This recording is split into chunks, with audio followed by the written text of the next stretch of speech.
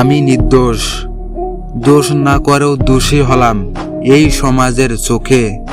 কেউ দেখেনি কান্না আমার মা জননীর শোকে। কেমন করে সইব বলো মিথ্যার অপবাদ, খুনি বলেই রক্ষা পেলাম কেউ শুনেনি নিদাত। মা হারানোর যন্ত্রণাটা ক্ষণে ক্ষণে বুঝি, তাই তো আমি মায়ের পরশ রোজ রোজ তাই তো আমি মায়ের পরশ রোজ নিশীতে খুঁজি।